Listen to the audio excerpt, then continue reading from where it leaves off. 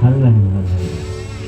කර්මය කියන එක ඔයාලට එතන තේරුණානේ. තේරෙනවා නෑ. ඒ කියන්නේ මට ආපු පොයින්ට් එක මොනවයි නම් පොත දැන් මේ අර අදටි කිවිස් දැන් අපිට ඇහින දෙයක් නේ මමත් නිකන් අකුරුලියක් විතරනේ නේද? ඔව්. කර්මය කියන එක ලහිරු කර්මය කියන වචනය දැන් බලන්න ගලපලා ගත්තට පස්සේ අපිට ලහිරු කර්මය කියන වචනේ අපිට ඇහුන්නේ නැත්තම් ඒක නේද? ඒක මම පැහැදිලි කරගන්නේ. කර්මය කියන වචනේ ලහිරු ඇහුන්නේ නැත්තම් මොකද්ද කියන්නේ ඒකට? කියන්නේ නේනවා. එතකොට ගොඩක් අය හදාගත්ත දෙයක් එක්ක නේද මේ ගලපන්නේ. ඔව්. වචනයක් ඇහිලා ඒ ඇහිච්ච වචනෙට ගලපනවා. ගලපනවා ඒනවා. මනෝ විඥානයනේ. එතන මනෝ විඥානයනේ අදින්නේ. නේද? ඒ කියන්නේ මේ මායාව මොකටද තමයි. ඔව්.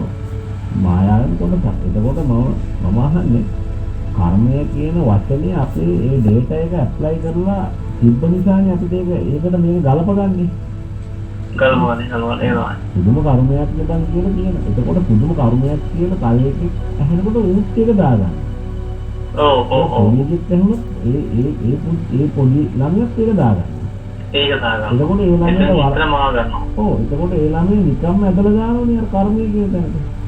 ඒක තමයි. ඇත්තටම කර්මයක් කියවනවා එතකොට. ඇත්තටම කර්මයක් කියවන්නේ හදාගත්ත කර්මයක් තුල ඇවිත්. හදාගත්ත එකක් ඒක නයි. ඒක හදාගත්ත මේකක් නේ කියලා තමයි.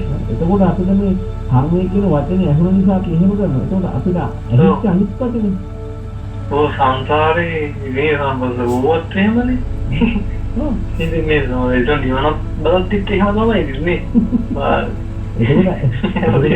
එතකොට හරි පොයින්ට් තේරෙන්නේ නවතිනවා බලද්ද. නවතන් පළක් තියෙද්දි නවතින්නම තියෙද්දි මේක එහෙම කරනවා. ඔව්. මේ මොන හරි දෙයක් මේ කැප්චර් එකක් නෙමෙයි ඒකට ගලප යන්නේ අපි.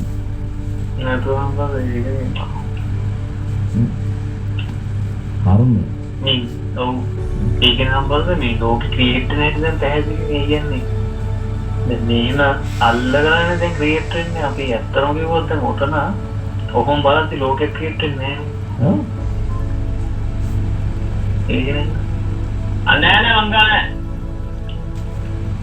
ඒ වගේ ඇත්තටම මේ ටිකක් බුද්ධිමත්ත නැවතිලා මේක හෙව්වොත් ඔව් ඇත්තටම මේ Taman ඇහිච්ච වචනයකට මේ දැන් ගලපනවා නේද කියලා. ගලපනවා.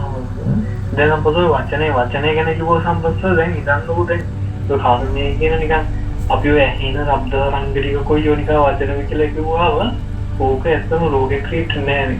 ඒ එතන ඉන්නේ. ඔව්. ඒ කියන්නේ එතනම නතර වෙනවා නේද? මේ හරියට. ඔව්.